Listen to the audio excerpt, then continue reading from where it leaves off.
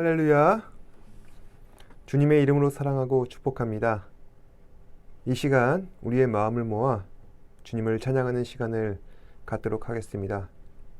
함께 부르실 찬양은 멈출 수 없네. 함께 찬양하시겠습니다.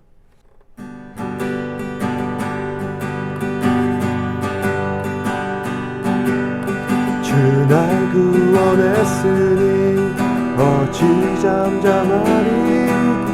기쁨의 경통 드리리. 주 내 죄 사했으니 어찌 잠잠하리. 기쁨의 경배 드리리. 주를 향한 나의 사랑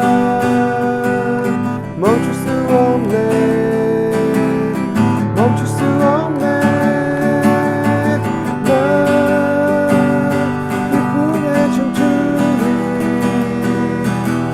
내 모든 슬픔 바꾸셨네. 나 기쁨에 춤추리. 내 모든 사 주 안에 있네. 주 날 구원했으니 어찌 잠잠하니. 기쁨에 찬송 드리니.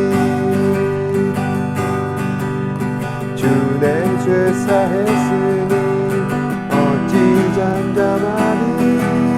기쁨에 경배 드리니. 향한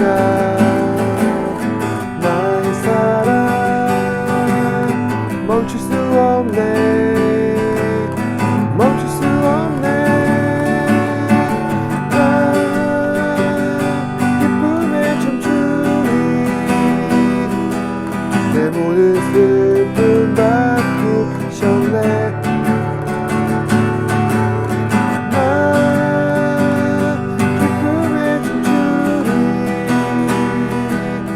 모든 삶 주 안에 있네. 나 기쁨에 춤추리. 내 모든 슬픔 바꾸셨네. 나 기쁨에 춤추리. 내 모든 삶 주 안에 모든 삶 주 안에 있네. 내 모든 삶 주 안에 있네.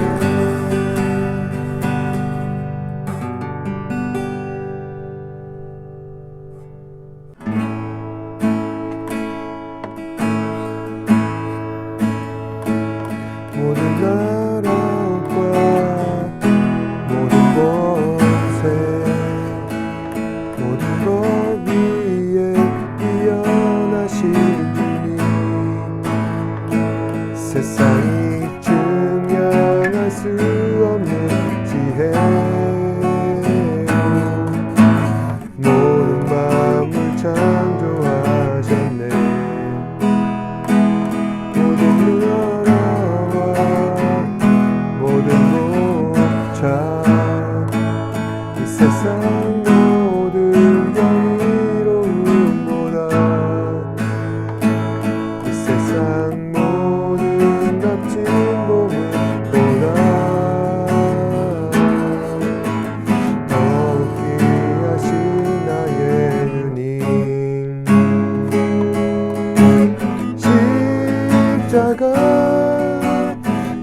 고통당하사 버림받고 외면당하셨네.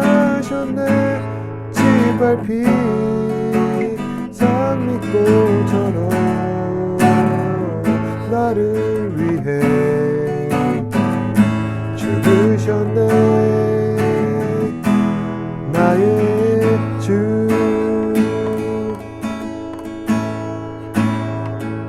모든 능력과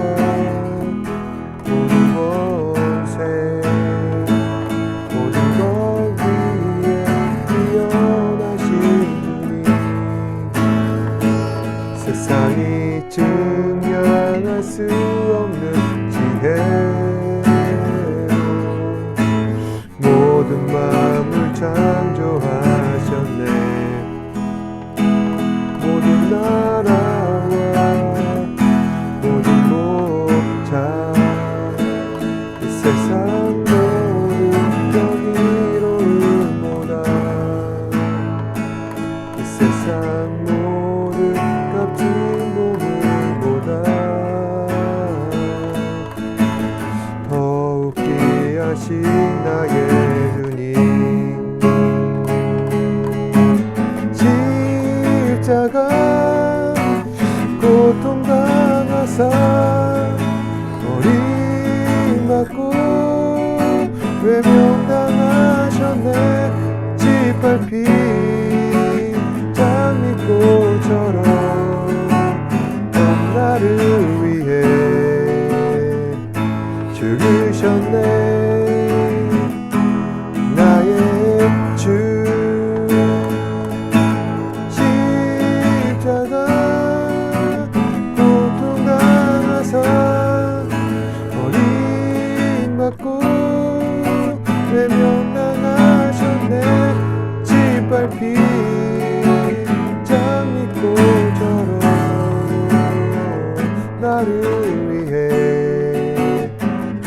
죽으셨네. 나의 주 짓밟힌 장미꽃처럼 나를 위해 죽으셨네. 나의 주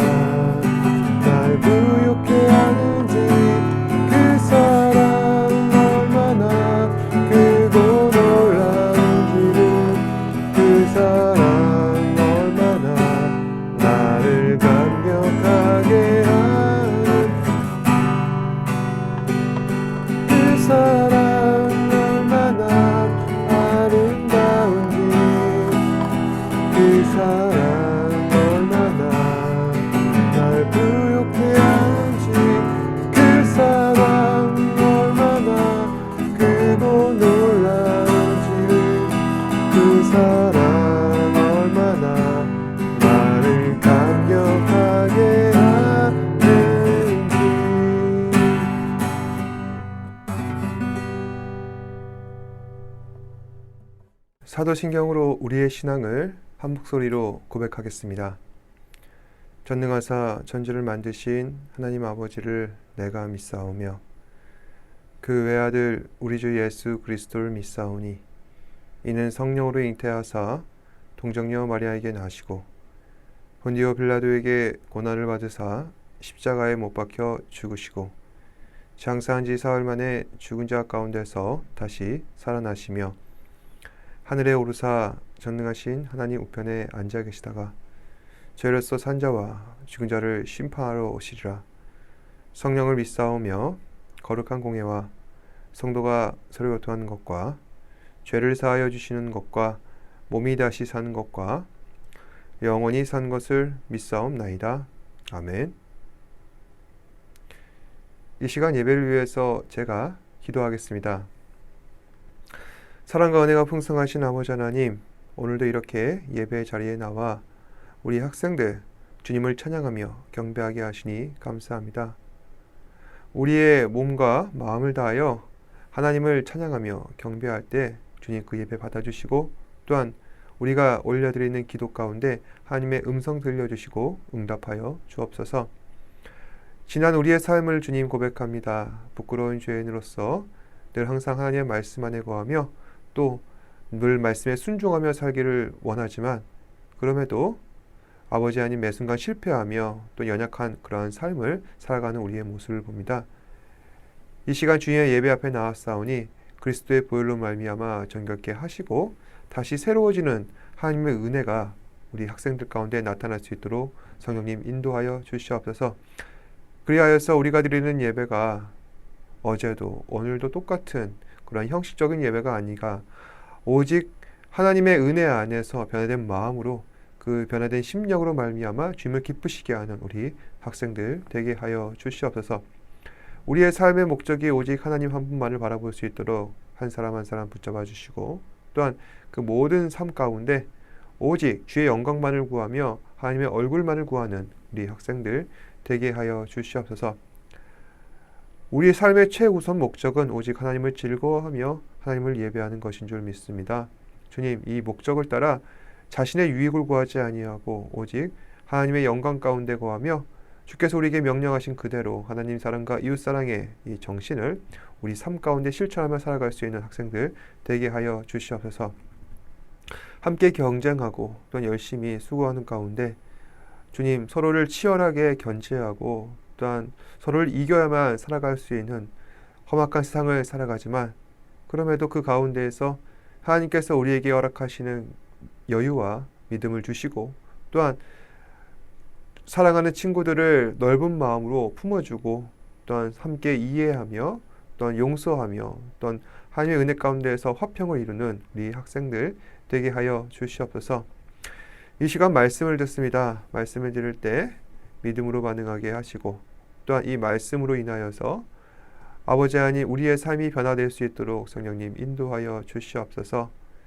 의지를 갖고 또한 우리의 믿음을 갖고 아버지 하나님 이 말씀 앞에 반응할 수 있도록 주님 붙잡아 주시옵소서.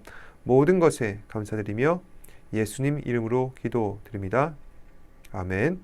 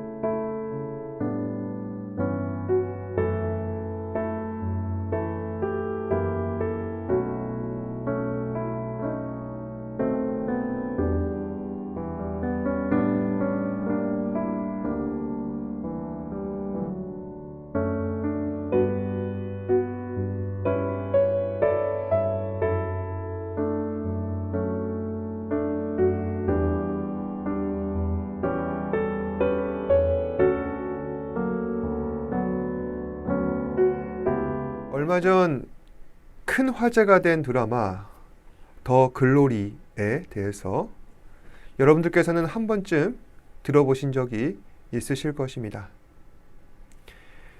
이 드라마는 다들 아시다시피 학교 폭력에 관한 드라마인데, 어렸을 적 친구들로부터 왕따, 가혹행위를 당한 그 주인공이 자신의 지난 과거를 잊지 못해 성인이 된 친구들에게 찾아가 사이다 같은 통쾌한 복수를 하는 이야기가 바로 이 드라마의 핵심 내용이라 할 수 있습니다.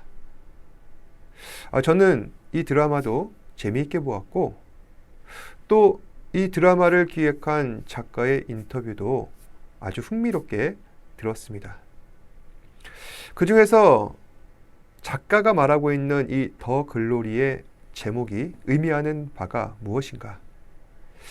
작가의 말에 의하면은 오늘날 학폭 피해자들은 사회로부터 정당한 보상을 받지 못한 채 살아가고 있다는 것입니다. 그래서 가해자들은 처벌받지도 않고 오히려 떵떵거리고 살고 있다는 것이죠. 결국 이것은 피해자를 2번 죽이는 일이라는 겁니다. 정말 피해자들을 위한 정당한 보상이 주어지려면은 가장 먼저 피해자들의 영광, 더 글로리가 회복되어야 한다는 것입니다. 그래서 이 피해자들의 진정한 영광은 언제 회복되는 것인가? 가해자들의 진심 어린 사죄와 반성으로부터 시작된다는 것입니다. 그런데 우리가 살아가는 세상은 어떻습니까? 마치 이 드라마 더 글로리의 그러한 모습과 같다는 것입니다. 진정한 사죄와 반성도 없이 부당한 일들을 다양한 이유로 뭉개버리는 경우가 우리 사회 가운데서는 일상 다반사인지라 이제 그 피해자들은 포기해버리고 상처 입은 마음 그대로 가슴에 묻어두고 살아가는 안타까운 일들이 지금도 일어나고 있다는 현실입니다. 어떤 사람들은 이야기합니다. 왜 자꾸 옛날 얘기를 들쑤시느냐. 좀 미래지향적으로 가자. 하지만 제가 생각해 보건대 정말 미래를 논할 자격을 갖춘 사람들은 과거에 대해서 좀 제대로 알고 있는 사람들이라 할 수 있습니다. 그리고 이렇게 진정한 미래를 논하려면은 먼저 이 과거에 대한 진정한 반성으로부터 시작된다는 사실입니다. 만약에 그 과거에 대한 제대로 된 성찰이 없다면은 사람은 그 미래를 논할 자격이 없다는 것입니다. 우리도 마찬가지입니다. 하나님께서는 죄로 인해서 한때 부끄러운 삶을 살아왔던 우리를 그리스도의 보혈로 정결케 하셨고 하나님 자녀 삼아 주셨습니다. 이것은 우리의 공로가 아니라 하나님의 은혜요, 하나님의 특별한 사랑 때문인 것입니다. 그럼에도 불구하고 사람들은 자신의 지난 과거를 다 잊고 다시 예전과 같은 부끄러운 모습으로 살아가고 있습니다. 내가 지금 이렇게 지낸다 할지라도 다시 하나님 앞에 나와서 회개하면은 하나님께서 용서해 주실 것이다. 이처럼 근거 없는 자신감이 우리 삶을 지배하고 있다는 것입니다. 하지만 하나님께서는 그 거룩하신 하나님을 기만하고 자기 멋대로 살아가는 사람들을 결코 가만 내버려 두시지 않습니다. 반드시 심판하셔서 자신이 했던 그 어리석은 행동들을 후회하게 하신다는 것입니다. 지금으로부터 약 수천 년 전 애굽에서 구원받고 축복의 땅 가나안으로 인도받은 이스라엘 백성들 역시 이처럼 근거 없는 자신감으로 인해 하나님을 거역하고 하나님을 원망하며 하나님을 실망시켰습니다. 하나님께서는 이스라엘이 가나안 땅에 들어가기 전 12명의 정탐꾼을 보내셔서 그 땅을 살피게 하셨습니다. 그리고 그들의 보고를 이스라엘 백성들에게 들려주셨는데 그 12명의 정탐꾼들 중에 10명의 정탐꾼들은 어땠습니까? 하나님 앞에서 또 이스라엘 백성들 앞에서 가나안 땅에 대해 굉장히 부정적인 보고를 올리게 되었고, 그로 인해서 이스라엘 백성들은 하나님께서 왜 이 우리가 정복할 수 없는 가나안 땅으로 인도하셨는가, 우리를 죽게 만드시려는가, 하나님을 원망하게 되었다는 것입니다. 그러자 하나님께서는 이스라엘 백성들을 책망하셨고, 그에 따른 징벌로서 40년 세월 동안 광야에서 배회하게 하십니다. 그리고 이스라엘 백성들은 40년 동안 가나안 땅에 들어가지도 못한 채 뱅뱅 돌며 허송세월을 보내게 됩니다. 또 하나님을 원망하며 하나님을 진노하게 했던 그 이스라엘 1세대들도 이제는 모두 다 40년 세월 동안 죽게 되었고, 그리고 12 정탐꾼 가운데 굉장히 긍정적인 보고를 올려드렸던 여호수아 갈렙만 남아있는 상태입니다. 이처럼 하나님을 원망하는 이스라엘 백성들은 그에 합당한 심판을 받았던 것입니다. 하지만 하나님께서는 하신 약속을 반드시 지키시는 하나님이시기에 이스라엘 1세대와 이루지 못했던 그 약속을 그 다음 세대, 그들의 후손과 다시 맺으시고 이루어 주신다는 것입니다. 그래서 하나님께서 당신의 백성과 약속을 맺으셨다. 성경에서는 이것을 언약이라고 하는데, 하나님께서는 이스라엘이 출애굽할 때 그 1세대와 첫 번째 언약을 맺으셨는데 이것을 시내산 언약이라고 하고, 또 40년 뒤에 그 두 번째 세대 이스라엘 2세대와 언약을 맺으셨는데 이것을 모압 언약이라고 합니다. 그리고 하나님께서 이스라엘과 맺으신 이 모압 언약의 핵심은 오늘 함께 읽으신 10장 12절에서 13절 말씀 가운데 나와 있습니다. 그러면 함께 읽도록 하겠습니다. 시작. 이스라엘아, 내 하나님 여호와께서 내게 요구하시는 것이 무엇이냐? 곧 내 하나님 여호와를 경외하여 그의 모든 도를 행하고 그를 사랑하며 마음을 다하고 뜻을 다하여 내 하나님 여호와를 섬기고 내가 오늘 내 행복을 위하여 내게 명하는 여호와의 명령과 규례를 지킬 것이 아니냐. 이 말씀에 보시면은 하나님께서 다음 세대를 향해 무엇을 요구하고 계시는지 잘 나와 있다는 것입니다. 하나님께서는 이스라엘이 하나님을 경외하며 하나님께서 명령하신 모든 말씀에 순종하고 마음과 뜻을 다해 하나님을 섬겨야 한다고 말씀하고 계십니다. 바로 이것이 우리의 행복을 위한 것이다. 그러면 하나님을 경외한다는 것은 과연 무엇을 의미하는 것일까요? 하나님의 권위를 인정하고 하나님을 존중하며 그 경이로우심 앞에 우리가 기꺼이 순복하는 것을 말합니다. 다시 말해서 우리가 하나님을 뵐 때 저절로 그 앞에 몸이 굽혀지는 것. 내가 그것이 단순하게 두려웠다거나 공포스러워서 그 앞에 납작 엎드리는 그런 비겁한 행동이 아니라 하나님을 향한 그 마음과 감정과 의지가 기꺼이 그 앞에 순복하게 된다는 것을 말합니다. 또 그 다음에 마음과 뜻을 다해 하나님을 섬기라 라고 하는 이 말씀은 어떤 의미일까요? 그것은 바로 하나님을 예배하는 것을 말합니다. 예배는 우리 안에 있는 죄를 발견하고 하나님의 은혜 안에서 우리가 그것을 해결하며 정결한 마음으로 하나님께 나아가는 것을 말하고 있습니다. 하지만 이스라엘 백성들은 지난 40년 동안 어떻게 보냈습니까? 하나님께 경외하는 마음을 상실하였습니다. 하나님의 권위를 인정하지도 않고 하나님의 뜻을 존중하지도 않습니다. 그래서 불경한 마음으로 하나님을 원망하였고 하나님께 불평하였습니다. 또 그런가 하면 이스라엘 백성들은 하나님을 향해서 온전한 예배를 드리지도 않습니다. 금송아지를 만들어 그 앞에 절하며 예물을 바치고 피를 뿌려도 그 마음 가운데서는 회개의 감정조차 없었다는 것입니다. 따라서 하나님께서는 이스라엘 백성들에게 전합니다. 16절 말씀. 그러므로 너희는 마음에 할례를 행하고 다시는 목을 곧게 하지 말라.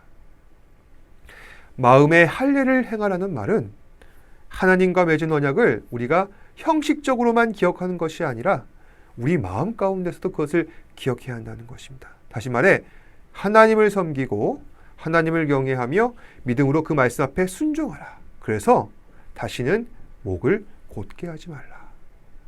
여기서 목이 곧다는 것은 그 사람이 고집이 세다는 것을 말합니다. 과거 이스라엘을 포로로 잡았던 애굽의 바로는 매우 고집이 세고 매우 교만하여서 이스라엘을 해방시키라는 그 하나님의 말씀 앞에 거절하였고 악행을 저지른 사람이었습니다. 그래서 하나님께서는 이와 같은 우를 이스라엘도 범하지 않도록 그들을 훈계하시고 언약을 맺으셨던 것입니다. 하지만 인간은 매 순간 죄로 인하여서 하나님과의 언약을 어기게 되고 아무리 육신적인 할례를 행해도 그 마음에는 변화되지 못한 삶을 살아가게 됩니다. 결국 이 할례라는 것은 신약 시대에 와서는 어떠한 의미로 새롭게 해석되는가?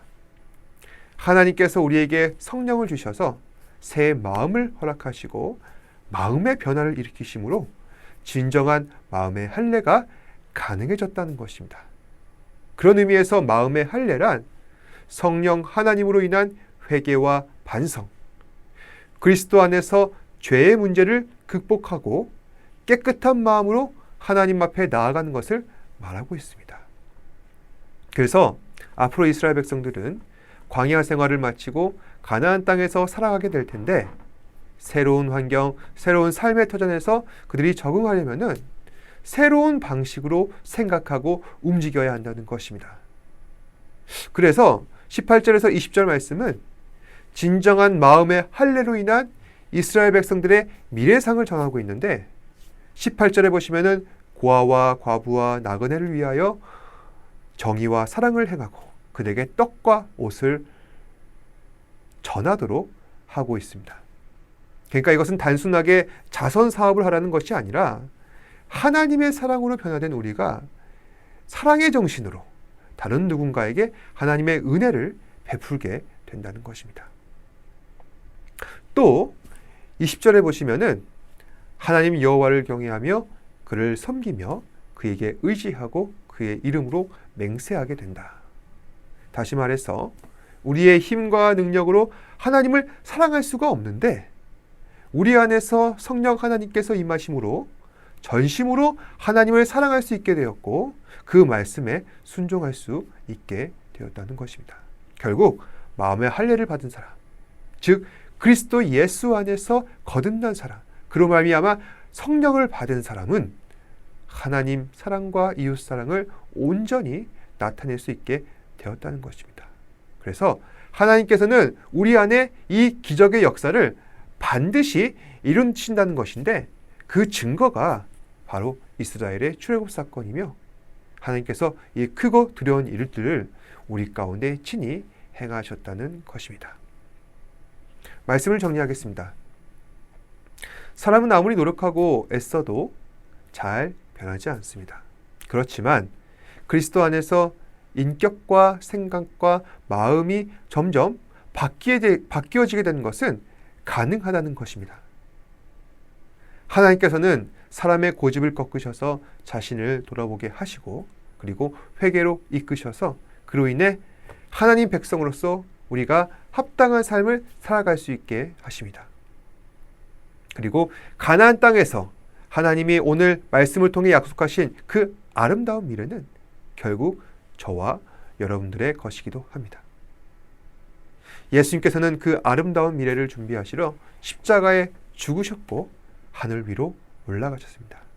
이 사실을 기억하시고 오늘 하루도 하나님의 온전하신 사랑을 구하며 하나님 말씀 앞에 순복하시는 저와 여러분 되시기를 주님의 이름으로 축복합니다. 기도하겠습니다. 언제나 우리를 사랑하시고 선하신 길로 인도하시는 주님, 오늘 이 시간 말씀을 통하여서 우리가 정말 변화된 마음으로 살아야 할 것이며 또한 마음의 할례를 받아 항상 겸손하게 주님 앞에서 주의 말씀에 순복해야 한다는 사실을 다시 한 번 더 깨닫게 됩니다. 하지만 우리 안에 있는 죄로 인하여서 여전히 우리는 마음에 이끌리는 대로 살아가는 연약한 죄인들입니다. 주님, 우리에게 성령을 부어주셔서 매 순간 우리의 욕심과 생각을 내려놓게 하시고 오직 주의 말씀에 순복함으로 우리의 감정과 의지와 또한 지식이 발동하여서 하나님의 은혜 안에서 하나님을 기쁘시게 하는 삶 살아갈 수 있도록 성령님이 인도하여 주시옵소서. 우리의 힘과 능력으로 하나님을 사랑할 수 없고 이웃을 사랑할 수 없사오니 우리에게 하나님과 이웃을 사랑하는 그 성령의 능력을 주시고 그로 말미암아 하나님 기쁘시게 하는 삶 살아갈 수 있도록 우리 학생들 붙들어 주시옵소서. 모든 것에 감사드리며 예수님 이름으로 기도드립니다. 아멘. 하늘에 계신 우리 아버지여, 이름이 거룩히 여김을 받으시오며 나라가 임하시오며 뜻이 하늘에서 이루어진 것 같이 땅에서도 이루어지이다. 오늘날 우리에게 일용할 양식을 주시옵고 우리가 우리에게 죄 지은 자를 사하여 준 것 같이 우리 죄를 사하여 주시옵고 우리를 시험에 들게 하지 마시옵고 다만 악에서 구하시옵소서. 나라와 권세와 영광이 아버지께 영원히 있사옵나이다. 아멘.